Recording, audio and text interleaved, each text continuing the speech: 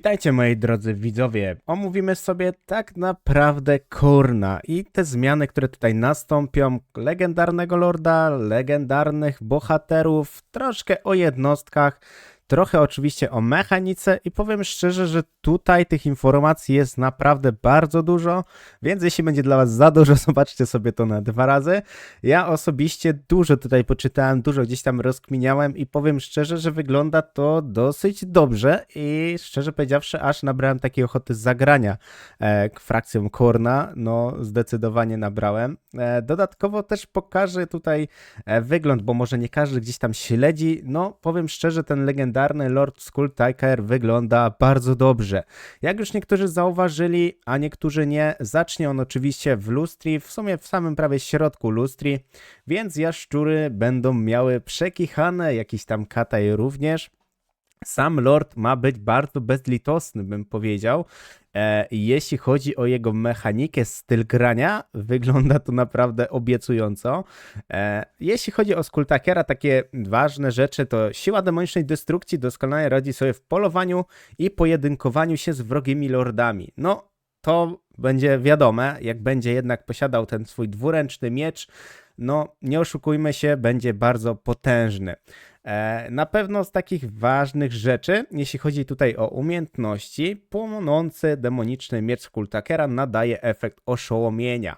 No, oszołomienie jest bardzo mocnym efektem, bo zmniejsza jednak siłę broni, celu i obrażenia przebijające pancerz, a jednocześnie będzie zwiększał też swoje własne obrażenia przebijające też pancerz i podstawowe obrażenia broni, więc jak sobie tutaj to zobaczymy, no wygląda to mega mocno.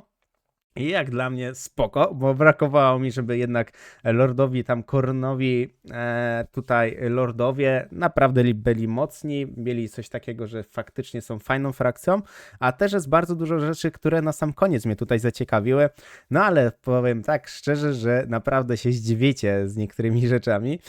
Przejdźmy do kolejnej umiejętności, jak płaszcz z tak naprawdę czaszek. Nasycony potęgą Khorna płaszcz Skulltigera znacznie wzmacnia jego obronę ochronną i odporność na czary. No, odporność na czary fajna opcja, choć gdy gramy z botem, to powiedzmy, że on tam się stara trafić tą magią w naszego bohatera, no ale to też tam bez większego szału. Pytanie, jakie duże będą te wartości tutaj nałożone, jeśli chodzi o tą obronę, czy ochronę zwykłą i magiczną. Na magiczną wydaje mi się, że on i tak będzie miał dosyć dobre z tego względu, że jakby nie patrzeć, kornowe jednostki już też mają niektóre odporność gdzieś tam na magię, więc moim zdaniem będzie miało chyba dobre odporności. Ale najciekawsze, co jest z tej umiejętności ostatniej, czyli krwawy atak, Skulltiger zyskuje zwiększone obrażenia przebijające pancerz w walce wręcz i atrybut odporności na oskrzydlenie. No, to jest dobre. Pamiętajmy, że to jednak, jakby sobie tutaj nie patrzeć, no jest demoniczny lord, więc na pewno będzie miał opcję kruszenia się. Więc dyscyplina też tu będzie na pewno bardzo znacząca, jeśli chodzi o szybkie otrzymywanie jakichś większych obrażeń. No, wygląda to moim zdaniem dobrze, ale co wygląda jeszcze lepiej, czyli jego mechanika, która tutaj jest, płaszczaszek. Jak widzicie, efekty są tutaj dosyć konkretne, jak zdobywanie doświadczenia, bieganie po wygranej walce. No, wygląda to moim zdaniem dobrze. Będą też, jeśli chodzi właśnie o zdobywanie tych czaszek, zdobywania tych efektów, to jest kwestia tego, że będziemy mieć na mapie oznaczonych władców na mapie, po prostu esencja czempiona, coś tego typu i wtedy będziemy wiedzieli, w którym kierunku zmierzać, gdzie zdobyć po prostu tą esencję. No ta esencja będzie naprawdę wzmacniać naszą pelerynę. Ciekawe, jak to finalnie będzie wyglądać z tą peleryną, jak sobie ją na fulla ulepszymy. Czy te atrybuty będą bardzo mocne, czy nie. Pamiętajcie, że jak sobie tutaj zobaczycie, są też 3 tryby. Czyli każdą tą czaszkę na 3 razy możecie ulepszyć, więc to jakby tak tutaj szybko zliczyć tych ulepszeń, no troszkę jednak jest. Tu jest 12, tu mamy 12. No to szczerze powiedziawszy, no 30 ulepszeń, no to będzie trzeba nieźle zapolować. Chyba że będzie troszkę źle przeliczone, ale szczerze powiedziawszy, jeśli chodzi gdzieś tam o Warhammera, oni tam mają dobre niektóre przeliczniki, jeśli chodzi o technologię, zdobywanie jakichś tam rzeczy. Wydaje mi się, że to tam na pewno będzie mega przemyślane. Więc to jest na pewno gdzieś tam fajna opcja. Może tutaj o tym płaszczu więcej nie ma co mówić. Przejdźmy dalej, czyli do Scylla Anfingrim. Legendarny bohater. Legendarny bohater, jak tutaj już niektórzy mogli zauważyć, Scylla był kiedyś zaciekłym wojownikiem Norscan. No może gdzieś tam coś tam przypomina, powiedzmy, choć szczerze powiedziawszy chyba nie przypomina, no ale mimo wszystko, no gdzieś tam Norska zawsze jest przy chaosie blisko, więc mogliśmy się tego oczywiście spodziewać. Jeśli chodzi też o niego, znanych ze swoich okrutnych rajdów, nieustępliwych zwycięstw, Korn obdarował go potężnymi darami, ale przytłaczająca potęga zmieniła go w pomiot chaosu. Powiem szczerze, że zdziwiłem się, że tak dużo gdzieś tam historii opowiedzieli o tych lordach, o tych jednostkach, ale z drugiej strony ciekawie się gdzieś to czytało, gdzieś tam analizowało, więc to była naprawdę fajna opcja. Jego agresywna i brutalna natura czyni go groźnym wojownikiem, wcielającym dziką żądzę krwi Korna. No, fajnie, fajnie. Nie no, wygląda ogólnie dosyć masywnie. Te ręce mnie trochę śmieszą, bo no, wygląda to trochę dziwnie. Ale tutaj umiejętności, które posiada, są dosyć ciekawe. Troszkę sobie tutaj też o nich omówimy, czyli zabijaj dla Korna. To jest pierwsza jego umiejętność, to jest oczywiście eksplozja. Bezmyślny i dziki atak Scylla wywołuje eksplozję ze swego ciała, powodując poważne zakłócenia i wprawiając pobliskich wrogów w szał. No, może być fajne, może być naprawdę fajne. Tych umiejętności też mało nie ma, bo jakby tutaj nie patrzeć, mamy 4. Jedna oczywiście jest pasywna, w sumie 2 są pasywne i plus ta eksplozja jest, no, 2 pasywki plus 2 zwykłe. Jeśli chodzi o kolejne, to jest oczywiście wężowy ogon, trzepocząc swoim wielkim ogonem, zadaje bezpośrednie obrażenia w promieniu. I to jest pasywny efekt, więc pytanie, jakie tam będą statystyki tego pasywnego uderzenia, jeśli to się jeszcze będzie gdzieś tam stakowało, czyli nabijało na wyższe poziomy ze względem zabijania w pobliżu, albo zabijanie przez tego konkretnie bohatera, może to być trochę przesadzone. Tak jak było w przypadku jednak pieska od Korna, którego dostaliśmy, no był on jednak takim morderczym bohaterem. Dodatkowo przyzywał jeszcze jednostki, no był naprawdę mega mocny. Troszkę się tutaj obawiam, że może być powtórka z rozrywki. Kolejna tutaj umiejętność też oczywiście pasywna. Jest to mosiężny kołnierz Korna. Przesiąknięty nienawiścią swego pana do magii, mosiężny kołnierz Scyli zapewnia wzmocniony rzut ochronny i odporność na magię w oparciu o liczbę zabójstw. No i tu właśnie kwestia tych zabójstw i zobaczymy, jak to będzie z tym wężowym ogonem, bo jeśli on też będzie się stakował, to może być trochę ciężko dla przeciwników i może być trochę łatwo dla nas, mimo że jak się gra Kornem, ja osobiście jak gram Kornem, bardzo wygodnie mi się nimi gra, nie jest to jakaś frakcja, gdzie odczuwałem jakieś większe problemy. Tym bardziej, że są zmiany, które naprawdę mnie zdziwiły, tylko musiałbym zobaczyć, jak one będą w praktyce zastosowane, ale wygląda to, że ogólnie frakcja Korna stanie się bardzo prosta. Mimo że już dla mnie jest moim zdaniem prosta, to stanie się prostsza. Kolejna tutaj umiejętność Chrismon Gruggernaut, czyli prawie niepowstrzymana siła Scylla zyskuje zwiększoną prędkość szarży i premię do szarży, jednocześnie zyskuje atrybut falebna szarża. Powiem szczerze, że on będzie miał na pewno sporo już szarży w sobie, bo jest to jednak taki legendarny bohater, który wygląda, że będzie miał naprawdę sporo szarży. Też było troszkę tutaj powiedziano o szarży, ale nie chcę wam tutaj wszystkiego spoilerować. Raczej gdzieś takie najważniejsze informacje, też no zobaczymy, jak to będzie w praktyce. Mam nadzieję, że każda tutaj frakcja, czy to orkowie, czy to ogry, też dostaną taki naprawdę porządny materiał, który będziemy mogli tutaj sobie omówić, no i tam podyskutować później oczywiście na koniec filmu. Więc naprawdę ten mi wygląda na dosyć ciekawego. Troszkę mogą być te umiejętności przesadzone. To mnie trochę martwi, ale zobaczymy, co będzie, co po prostu to wszystko przyniesie.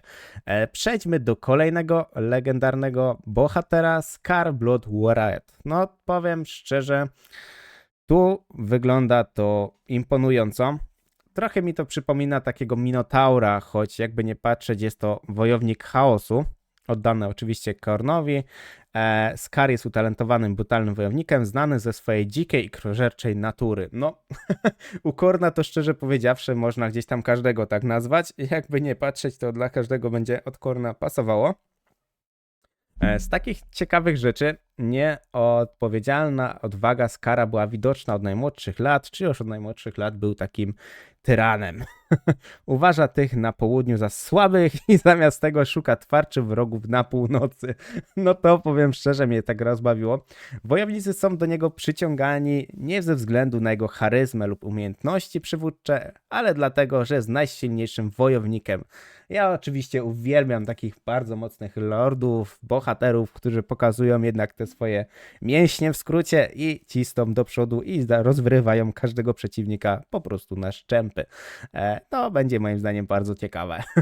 Na pewno będę testował każdego lorda, każdego bohatera takich solowych gdzieś tam jazd na bardzo mocne jednostki, na bardzo dużej ilości jednostek i zobaczymy, co tam w praktyce wszystko przyniesie.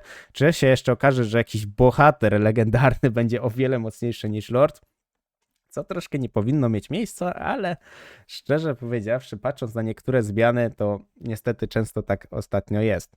Specjalizuje się w zwalczaniu piechoty i przebijają pancerza, czyli wiadomo, że będziemy mieć tutaj dodatkowe statystyki na piechotę, więc w sumie spoko. Choć na piechotę to my tam mamy już bardzo dużo jednostek mimo wszystko i z piechotą nie ma żadnego problemu, bardziej z potworami mógłby być większy problem. I teraz przejdźmy do jego umiejętności, bo tak jak sobie to zauważycie, no mamy 5 umiejętności, z czego są 3 pasywne. No 3 pasywne umiejętności to moim zdaniem jest naprawdę sporo. Jak na legendarnego tutaj bohatera jest to grubo. Jeśli chodzi o pierwszą tutaj umiejętność pasywną, im bardziej morderczy Skar jest w walce, tym więcej się leczy. To jak ja przeczytałem, szczerze mnie rozwaliło, bo jak on się będzie leczyć i będzie miał mocne statystyki, no to będzie chore. To będzie naprawdę chore. Nurgle tutaj zyskają godnego pewnie przeciwnika. Więc moim zdaniem to jest fajna opcja. Kiedy zdrowie Skara spada, otrzymuje on zastrzyk zdrowia. No to jest kolejny heal, który posiada, którego ilość jest bezpośrednio związana z jego umiejętnością, tą wyżej oczywiście, i liczbą jednostek, które wcześniej zabił. To teraz wyobraźcie sobie tego tutaj kozaka, który rozwala mnóstwo jednostek i jeszcze się zaczyna leczyć. No widać, że tutaj flaczki się tutaj rozwalają, więc pewnie te flaczki wciągają i się tutaj leczymy. No moim zdaniem będzie to naprawdę ciekawa opcja. Kolejna umiejętność, oczywiście pasywna, która jakby nie patrzeć nie jest zależna od kolejnej, czyli zawsze chętny do wzmocnienia swego krwiożerczego stada. Poprzez wybijanie słabych zapewnia pobliskim oddziałom pasywny bonus, który zapewnia pobliskim sojusznikom zwiększoną siłę broni i rozrywanie pancerza. Chryste, panie, rozrywanie pancerza jeszcze dla jednostek z Korna, no powiem miodzio, no po prostu miodzio. Przejdźmy w takim razie może dalej. Przejdźmy teraz do aktywnych umiejętności. Pierwsza umiejętność to jest oczywiście zmniejsza przywództwo, czyli dyscyplinę i zwiększa zmęczenie wrogów wokół niego, dzięki czemu Skar i jego usłudzy mogą ich łatwiej wykończyć i złamać. No i można by powiedzieć rozerwać na szczępy. Więc też ciekawa umiejętność, pewnie tam z 6-8 dyscypliny będzie ściągał. To zmęczenie, ten wigor, no, szczerze powiedziawszy, to tam może aż tak tragicznie nie będzie. Nawet dobrze, że dali taką aktywną umiejętność, troszkę słabszą, bo jednak jeszcze jak ma te leczenia, mogłoby to trochę dziwnie wyglądać. Tym bardziej, jak ma jeszcze zwiększenie siły broni pobliskich, swoich jednostek, rozrywanie pancerza im jeszcze daje, no to tak powiem szczerze, no grubo to wygląda. Jego kolejna tutaj umiejętność aktywna, jego unikalna, archaiczna broń zapewnia znaczne obrażenia i bonus przeciwko piechocie na krótki czas. No krótki czas to wstawiam jakieś 20 sekund, maksymalnie będzie miał wzmocnienie. No sądzę, że jakieś 50, pewnie 60% obrażeń. No i bonus przeciwko piechocie to tam może z 20 będzie. Pytanie, ile będzie miał też domyślnie, bo domyślnie na pewno będzie miał bonus przeciwko piechocie. Sądzę, że tak będzie. Przejdźmy do kolejnego teraz tutaj. Tym bardziej teraz mamy, no, Lorda. Zobaczmy sobie, jak wygląda. Szczerze powiedziawszy, nie wygląda źle. Te rany są dosyć ciekawe. Więc jak dla mnie tutaj, proszę bardzo, jedna główka, druga główka, a tutaj główki nie ma. Ale tu się jakoś bardziej świeci. Pytanie, czy tak światło padło, czy po prostu tak ma być. Jeśli chodzi o tego lorda, okrutni podżegacze popychają innych do ekstremalnych wysiłków dążenia, żeby stali się bardziej godnymi tak naprawdę Khorna. To jest fajna opcja, bo ja osobiście lubię bohaterów, lordów, którzy wzmacniają te nasze jednostki, tylko żeby to było też jakieś wzmacnianie takie efektywne, a nie takie wzmacnianie, że niby wzmacniamy te jednostki, ale szczerze powiedziawszy to wzmocnienie nie jest w ogóle odczuwalne w większości bitew. Ale też musimy zwrócić uwagę na to, że by też nie było zbyt wielkiej przesady, jak to niestety miało miejsce, jak dobrze pamiętam, bohaterów albo lordów Imperium, że jednak tam zwiększali tą siłę pocisków, zasięg i to było trochę słabe. Więc tutaj jednak trzeba gdzieś wziąć trochę rozwagi, wdech, przemyśleć i wtedy dopiero działać dalej. Ci ewangeliści Khorna są zacieklejani, czcząc go religijnym zapałem jako doświadczeni maruderzy lub wojownicy chaosu. Są dzicy i żądni krwi w bitwie. Nieustępliwi w swoim oddaniu w walce, więc w sumie będą spoko. Doskonale radzą sobie ze właśnie wzmocnieniem jednostek wokół siebie za pomocą wzmocnień, a gdy dosiadają wierzchowców, zyskują dodatkową mobilność. Spoko. Byle to nie była jakaś kaplica, bo będzie wtedy tym bardziej kaplica, jak będzie się 30 prędkości posiadało, to będzie naprawdę słabo. Zobaczymy, jak będzie z tym wzmacnianiem, bo bardzo dużo jest opowiedziane tutaj o tym wzmocnieniu, więc to wzmocnienie jest tutaj bardzo, no bardzo i naprawdę, powiem szczerze, bardzo brakuje mi tutaj słowa, no bardzo tutaj wybili te wzmocnienie, że naprawdę musi być, wydaje mi się, że mocne. Jak sobie tutaj zobaczymy kolejną jednostkę, no krwawe bestie, no mieliśmy wcześniej tego bohatera, więc no troszkę są tutaj podobni, tylko włochaty jest gdzie indziej, jakby w skrócie powiedzieć, więc śmiesznie, nie no tu się zgadza, dobra, tu jest to samo. Jednostka wygląda fajnie, ma rogi, wygląda też na pewno na jednostkę, która będzie posiadała bardzo dużo szarży i to jest moim zdaniem fajne, bo brakowało mi szczerze powiedziawszy takich jednostek u Khorna naprawdę stworzonych pod Khorna, no bo takie minotaury, no to jednak są gdzieś tam zaciągnięte od tych zwierzę ludzi, więc troszkę słabo, a teraz mamy powiedzmy takie bardziej Khorn i to wygląda bardzo fajnie, przyjemnie, mi się osobiście mega podoba. Będą pewnie jednostki, które będą miały mało pancerza, ale będzie tutaj bardzo dużo siły broni, tak mi się chociaż wydaje. Co tutaj wyróżnia oczywiście te jednostki, czyli wyróżniają się potężną szarżą i zadają niszczycielskie, przebijające pancerz obrażenia. Więc tak jak mówiłem, no będą się tutaj wyróżniać na pewno szarżą, obrażeniami, no ale widać, że tutaj masa tej jednostki będzie dosyć dobra. Jako najbardziej lub brutalnej tajemnicze jednostki się wyróżniają, więc pytanie, czy nie będzie miał jakiś tam umiejętności, które będą tam osłabiać przeciwnika, bo o tym gdzieś tam nic nie widziałem i też nie chcieli się tutaj zdradzić, ale z drugiej strony dobrze, bo też, żeby wszystko nam powiedzieli od razu, to też tak słabo, bo potem będzie mniejsze zaskoczenie. A ja lubię oczywiście sam się gdzieś tam zaskoczyć pozytywnie, albo negatywnie, no to zależy jak wychodzi. I przejdźmy do kolejnych tutaj zwierzaczków. Jeśli chodzi o tego kolejnego zwierzaczka, Slagieł Bruta, tak zwany rzeźnik, bardzo mi troszkę przypomina jednostkę od Zincha, tego dużego potwora, kurczę nie pamiętam jak on tam się już nazywał, ale troszkę mi takie, tak mi trochę przypomina tą jednostkę, pewnie wam też. Wygląda dosyć zjawiskowo ta jednostka, też trochę wygląda gdyby miała posiadać dużo szarży, ale jeśli chodzi o tą jednostkę, to takim troszkę skrócie, przepełniona mięśniami i agresją, ci, którzy próbują kontrolować te dzikie stworzenia zwykłymi metodami, często spotykają się z makabrycznym losem. Czyli jednostka rozszarpie każdego, kto spróbuje złamać jego wolę. No to jest do mnie ciekawe. Pytanie, czy ta jednostka będzie miała dużo w takim razie dyscypliny. Jak dla mnie jednostka z dużą ilością dyscypliny, no to jest demon chyba, tak mi się wydaje, bestia, więc pytanie, jak to będzie się gdzieś tam oznaczone. Na pewno zabójczy walczy wręcz wysokimi obrażeniami przebijającym pancerz. Wręcz wysokimi. No to tutaj musi być naprawdę ciekawe. No wiadomo, obecność na polu bitwy wzbudza strach, no trochę wygląda jak taka kreatura.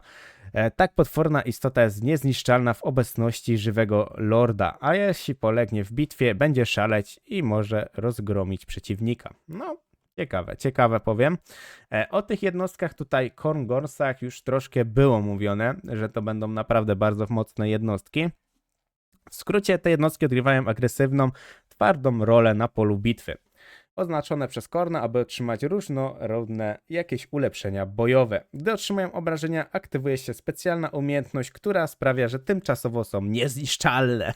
No to mieliśmy bardzo podobne w Jaszczuroludziach, też na skinkach mieliśmy taką umiejętność na regimencie, że przez jakiś czas są po prostu niezniszczalne. Wyposażeni w broń dwuręczną, celują przebijając pancerz, ataki wręcz. No będą mieć na pewno dużo gdzieś tam przybicie pancerza, więc to jest na pewno fajne. Zobaczymy, jak w praktyce będą tutaj chłopaki walczyć. Możemy sobie troszkę ich też zoomować, żebyście sobie zobaczyli. No takie wiecie, standardowe jednostki, nie ma tutaj nic nadzwyczajnego. Teraz przechodzimy do jednostek, które mnie troszkę zaciekawiły. Z tego też względu, ale może wam nie zdradzę. Za chwilę to się sami dowiecie, jeśli oczywiście oglądacie dalej. Kolejne jednostki to Wratmongersy. Ci wojownicy chaosu to zaciekli, utalentowani oczywiście wojownicy, wszyscy są utalentowani normalnie wojownicy i zaciekli, no ja nie wiem. Wiadomo, że jak są kornowi, to są zaciekli, morderczy i w ogóle wszystko rozrywają na szczępy.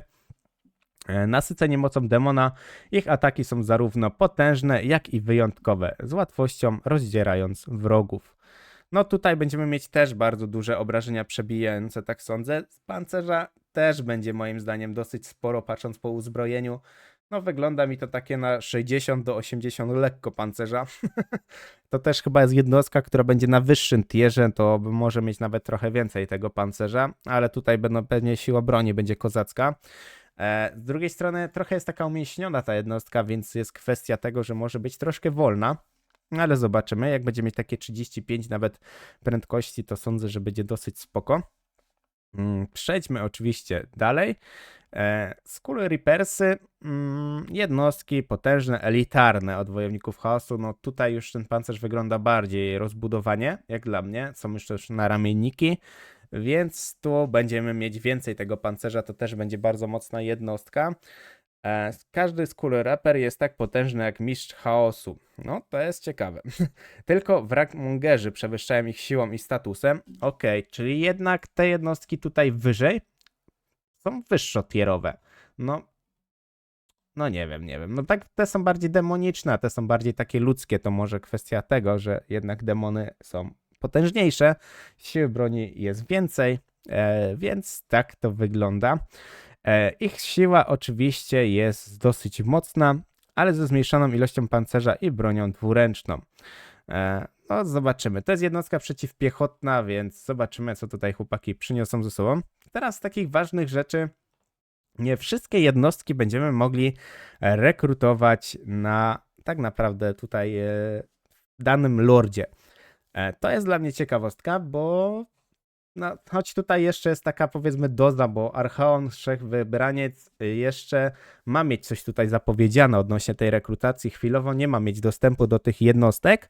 Szkoda z jednej strony, bo jakby nie patrzeć, takie jednostki mogłyby tam wprowadzić bardzo ciekawą rozgrywkę na Archaonie. Tym bardziej jakbyśmy sobie jeszcze wybrali jakieś random pozycje i się gdzieś tam wyciepli, no to już było w ogóle ciekawie. Jeśli chodzi też o właśnie te jednostki, które tutaj mamy opisane, właśnie Skull Reaperzy, Wratmongerzy, Bloodspeakerzy i Scar Bloodwraty to jednostki i postacie, które podążają za tymi najbardziej oddanymi Khornowi, a nie za niepodzielnymi wojownikami chaosu. Dlatego, tak jak tutaj właśnie przed chwilą mówiłem, będziemy mieć podzielone Skarbrand, Skulltaker, Arbal, czy ten oczywiście legendarny Lord kolejny, Valkia i Demon Prince, gdyby w pełni dostosują się do Khorna, będą mieli dostęp do Skull Reaperów, Wratmongerów i Scar Bloodwartów. Skarbrand, Skulltaker, Arbal i Valkia będą mieli dostęp do Bloodspeakera, ale Demon Prince nie będzie miał dostępu do żadnego Mortal Lorda. No, ciekawe, no z jednej strony trochę uczciwe, jakby nie patrzeć, bo też bez sensu dawać każdemu dostęp do każdej jednostki, nawet mimo, że to jest jednak chaos, więc jak dla mnie fajna opcja, dajcie znać, co o tym myślicie. Jak dla mnie to jest moim zdaniem uczciwe, więc moim zdaniem to by było ok. Z takich na pewno ważnych jeszcze rzeczy mamy się dużo dowiedzieć odnośnie tak naprawdę jeszcze takich przemyśleń, czy tam do Archaona i ogólnie tych DLC-ków, więc tu jest opcja tego, że będzie gdzieś tam dużo mówiono o tym. Jeśli chodzi o tron czaszek, bo tu też jest kwestia poruszona, możesz teraz kupować nagrody za czaski, a kwota, którą wydasz, odblokowuje wyższe poziomy nagród, no ale to już wiedzieliśmy troszkę wcześniej. Z takich na pewno ważnych rzeczy tutaj dostaniemy dużo bonusów dla armii, tylko teraz pytanie, czy te wartości naprawdę będą mega ogromne, czy nie. Też tutaj wzrost kontroli, statystyk i korupcji i wiele innych, więc tu w sumie będziemy mieli pewnie wszystko. Ale są jeszcze ciekawe rzeczy, które naprawdę trzeba tutaj poomawiać. Jeśli chodzi też o manifestacje, no bo tu manifestacje chyba będą delikatnie zmienione z tego co pamiętam. Też nie chcę mówić, bo tutaj się troszkę pozmieniało.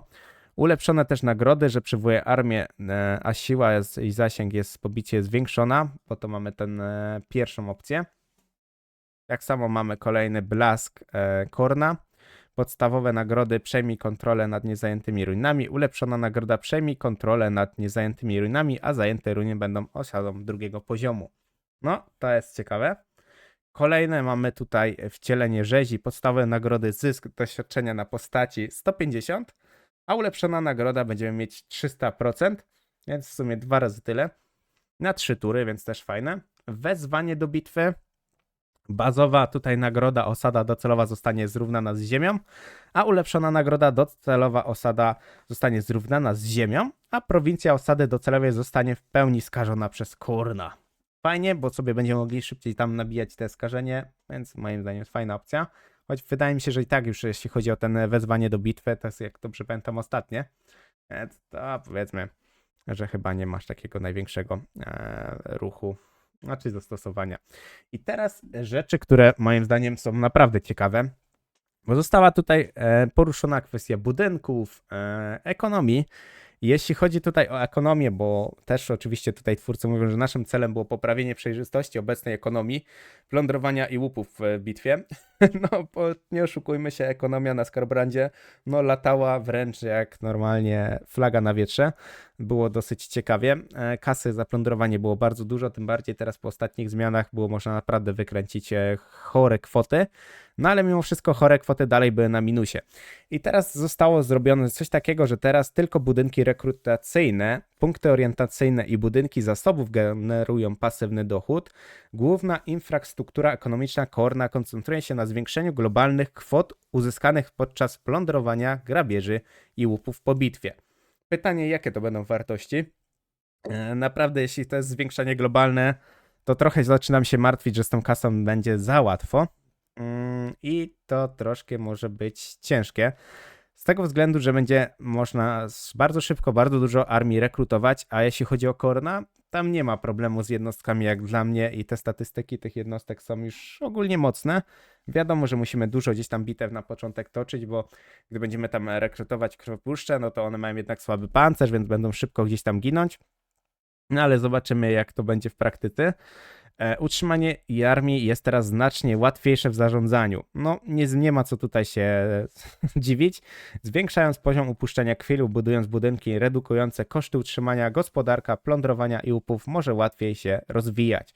No, łatwiej, pytanie, czy też nie za łatwo, bo no nie oszukujmy się, no gospodarka ogólnie u Korna też wyglądała tak, bo to była kwestia bardziej tego, jak ostatnio też mówiłem na ostatnim filmiku, kwestia gospodarki może nie była problemem kasa, jak dla mnie, tylko problemem może był bardziej rozwój osady, że nie mieliśmy budynków, które za specjalnie mogą zwiększać rozwój.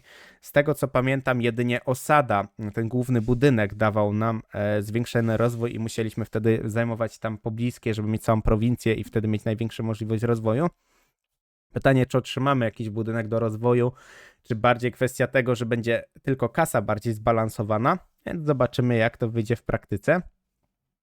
Z takich też ważnych rzeczy może przejdźmy do budynków. Podczas dostosowania gospodarki, z takich bardzo ważnych tutaj rzeczy, dla Korna dokonaliśmy kilku zmian w efektach standardowych budynków, w rekrutacji i zasobów wprowadzono nowe efekty budynków infrastruktury, a rekrutacja jednostek demonicznych lub śmiertelnych jest teraz powiązana z typem osady. Czyli będziemy mieli 2 typy osady, w jednej będziemy mogli rekrutować tylko śmiertelników, a w drugim będziemy mogli rekrutować tylko demony. Takie też podobne chyba gdzieś zastosowanie, albo mi się wydaje, że widziałem. Nie wiem, czy na trochę Nie, dobra, mylę. Chyba mylę, bo wydaje mi się, że coś trochę na Danielu było w podobnej zasadzie, ale wydaje mi się, że mylę. Tam bardziej było podzielone jednak na to, że Slaanesh, Nurgle, Tzeentch i Khorne. Tam było bardziej to podzielone, ale widzę, że też już zmierzają do jakichś właśnie ciekawych mieszanek. Moim zdaniem to będzie spoko. Ponadto wszystkie zasoby mają teraz unikalny zestaw efektów, odchodząc od poprzedniego standardu, tych samych efektów czaszek i dochodów. No, zobaczymy, jak to będzie w praktyce wyglądało. Też tutaj jest ważna rzecz. Rozpoznaliśmy, że jednostki demoniczne nie były zgodne z ich inspirowaną wiedzą odpornością. I kwestia tego, że jeśli gdzieś tam stracicie te jednostki finalnie podczas bitwy, powiedzmy takie krwopuszcze, które są demoniczne, będziemy mieć taką małą szansę jakby na odtworzenie tej jednostki, zregenerowanie się tej jednostki. Szansa ma być bardzo niska, ale pamiętajcie, parę procent to zawsze nadal jest szansa, więc będziemy mieli szansę jednak tej demonicznej jednostki gdzieś tam, no przeżyją może. Więc to jest dosyć ciekawe. Jeśli chodzi o takie najciekawsze rzeczy, fajnie, że znowu podzielili technologię. Ta jest bardzo podobne drzewko, jakby sobie nie patrzeć na krasnoludy chaosu. Pierwsze takie coś, co widzę tutaj z boku, to od razu widzę krasnoludy chaosu po prostu. I będziemy mieć tutaj podzielone drzewko technologiczne na dwie opcje. Z jednej strony dobrze, bo wtedy jest trochę większa hierarchia i jeśli potrzebujecie gdzieś wzmacniać armię, to wiecie, że przechodzicie na drzewko, które wzmacnia armię. Gdy chcecie sobie gdzieś tam wzmacniać dochód, takie inne rzeczy, no to mamy też tutaj specjalną właśnie technologię. Tak jak właśnie tutaj filary, no bo tutaj mamy tak nazwane. Sekwencja technologii, która zapewnia bonusy skoncentrowane na kampanii, czy pewnie więcej gdzieś tam będziemy mogli biegać, tylko że każdy poziom wymaga pewnej liczby zwycięstw w bitwach, więc to zostało gdzieś tam dodane i jak dla mnie to jest ciekawa opcja. Z tego względu, że nie będziemy mieć dostęp też do wszystkiego. Tylko widzę, że tu też są takie nazwy gdzieś tam bardzo do jednostek sprecyzowane i zobaczymy, jak to będzie wyglądało. Bonusy są podobne do starego drzewa technologicznego z kilkoma poprawkami i nowymi dodatkami, które koncentrują się na ulepszaniu właśnie blood hostów. Są grupowane razem w ich własnych filarach dla lepszej przejrzystości. No i oczywiście drugi tutaj, powiedzmy, można powiedzieć filar w skrócie, to jest zbrojownia, czyli technologia bardziej ukierunkowana na walkę, wzmacnianie naszych jednostek i w sumie tyle. Kolejną rzeczą, czy odporność na ponowne zajęcie, no bo była opcja tego, że gdzieś tam komputer często, nie wiem, plądrował to miasto i za chwilę od razu zajmował. No my też mieliśmy w sumie taką opcję, że mogliśmy splądrować, zająć i w sumie wywalone, tak? Teraz zrobili na tej zasadzie, że frakcja Khorne, jak zniszczy ten region, nie może zostać ponownie skolonizowany przez żadną frakcję, w tym nawet Khorna, więc to jest fajna opcja, bo też miałem taki przypadek, że gdzieś tam zająłem, znaczy splądrowałem wioskę, tu jeździł jakiś kurde Bretonczyk i mi zaraz zajął tą wioskę i musiałem wypowiedzieć wojnę Bretonii, żeby tą wioskę odbić. No i to będziemy mieć przez 3 tury wtedy zablokowane, więc w sumie spoko opcja.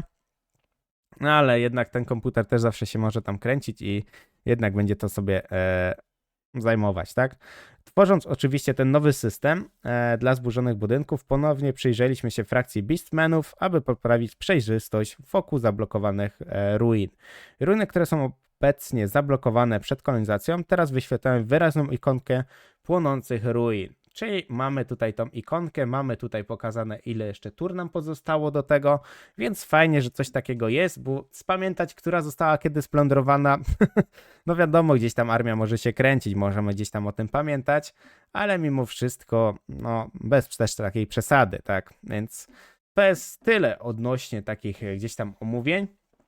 Jak dla mnie wygląda to bardzo fajnie. Troszkę mam zmartwienia odnośnie gdzieś tych lordów, bohaterów, że mogą być trochę za mocni. Cieszę się bardzo z tego, że na przykład ten Skulltaker jednak, jakby nie patrzeć, jest w Lustri, bo w Lustri, szczerze powiedziawszy, no chaos był daleko, no nie oszukujmy się, no Tzeentch jakby sobie tam przyleciał Kairos, no trochę by mu to zajęło, z góry też zlecieć to też trochę zajmuje. No przez Arabię to tam nawet nie ma sensu, no bo to byśmy musieli Khornem długo płynąć, no nie ma to po prostu sensu. Jak dla mnie te zmiany wyglądają bardzo owocnie. Mam nadzieję, że też jeśli chodzi o ogry będzie ogromna zmiana, bo jeśli chodzi o orków, szczerze powiedziawszy, dla orków najmniej zmian moim zdaniem potrzeba. ale zobaczymy jak to będzie w praktyce. W takim razie dzięki za oglądanie, jeśli wam się podobało dajcie znać i oczywiście wasze też przemyślenia, co o tym myślicie. No i tyle, dzięki jeszcze raz za oglądanie i do następnego. Cześć, cześć, cześć!